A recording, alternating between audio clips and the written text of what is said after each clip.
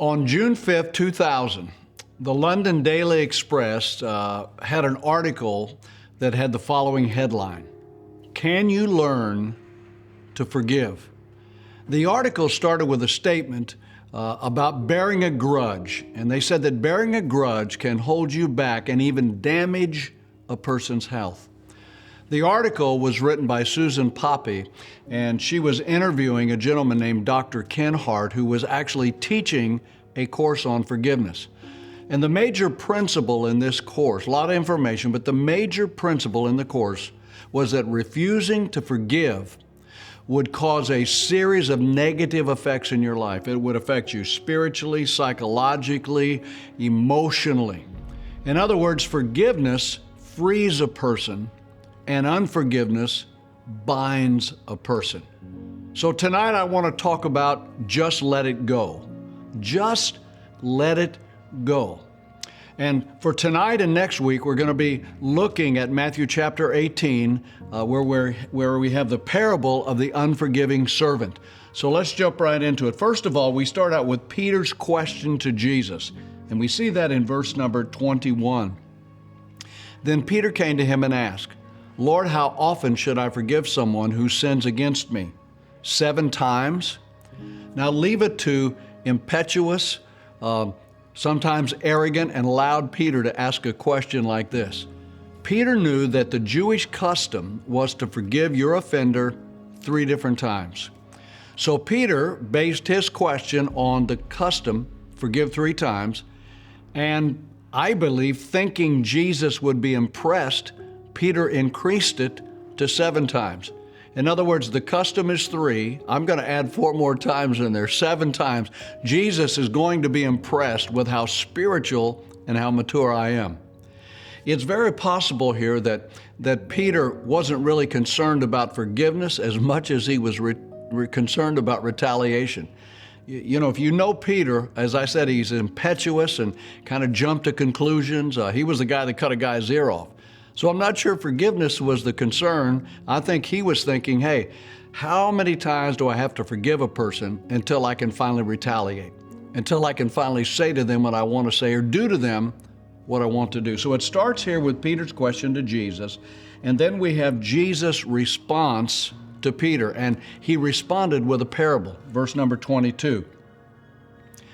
"No, not 7 times, Jesus replied, but 70 times 7. Whoa, whoa. Not 7 times, 70 times 7. Now, I'm not a great mathematician, but I think that works out to 490 times. Do you think Peter had to be blown away with that response? Do you think Peter's eyes got as big as saucers thinking, are you kidding me? I mean, I just ratcheted up from 3 to 7, and now you're telling me 70 times 7? Man, Lord, that's way too much for me. Well, let's jump back into it. Chapter 18 we're in, Matthew's Gospel. Again, verse 22, and we're going to read down a couple of verses to 26.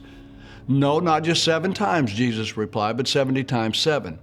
Therefore," here's the parable, "therefore the kingdom of heaven can be compared to a king who decided to bring his accounts up to date with his servants who had borrowed money from him. In the process, one of the debtors or servants was brought in who owed him millions of dollars." I think in the King James it says 10,000 talents, if I'm not mistaken. Millions of dollars. He couldn't pay. So his master ordered that he be sold with his wife and children and everything he owed to pay the debt. But the man fell down on his knees in front of his master and begged him, "Please be patient with me, and I will repay it all." Now notice here that we have a king, okay? And he wanted to collect the money that people owed him. In the process of the audits, he found out that he had a debtor who not only owed him, but had been stealing money from him. The books revealed that he stole millions of dollars. By today's standards, 10,000 talents would be somewhere between 10 and 12 million dollars of our currency. And now notice he said here, I'm going to repay you. I promise to repay you. Now, there was no way that that guy could repay that king for the money he had stolen. And here's what's important for us to understand. First of all, the king is the king. That means the king has all authority. That means the king not only has authority to punish the man, but he has a right to punish the man because the man committed a crime. He stole from this king. So he had the right to put him into prison. He had the right to sell his family, his kids, all of his possessions to try to repay the debt. He was perfectly in order. The man had sinned against, committed a crime against this king. Now look at verse number 27. Then his master was filled with pity for him, and he released him and forgave his debt. In other words, this king said, you know what? I'm just going to let it go.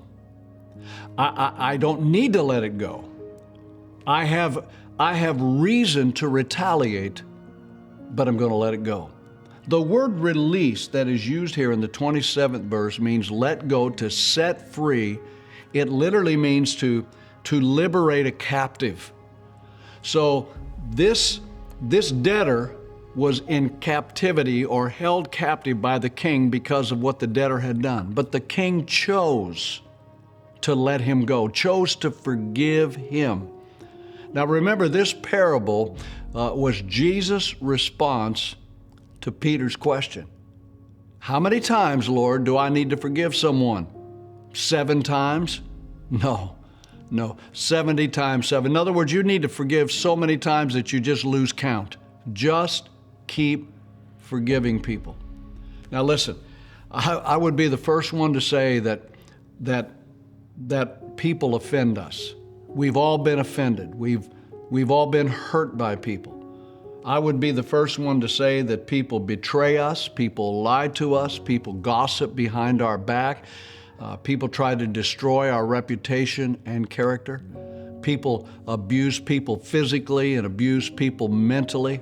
I'm not excusing any of those things. Those things are 100% wrong. And when people do these things, especially when they do them intentionally, sometimes people don't realize they offend us. Other people do it intentionally. We still have to make a choice. Are we going to forgive that person, release that person, or are we going to hang on to that offense? And I'm going to talk more about this next week. I'm going to drill down deeper next week, but it is never, ever, ever in our best interest to not forgive a person. We think that when we don't forgive them, that somehow we're hurting them, somehow we're getting back at them. Can I tell you something? They don't care. If they intended to hurt you, they don't care if you forgive them or not. You're not necessarily doing them a favor. You're doing yourself a favor, okay? So what we're really doing by refusing to forgive is what the article talked about. We're causing great harm upon ourselves. So let me just park it here, and we'll pick it up next week. We're going to look at the ramifications that happen when we don't forgive, when we choose not to let it go and forgive another person. In the meantime, I hope you have a great week. I hope to see you in one of our services Sunday mornings, 9:15, 11:15. Be blessed, my friend.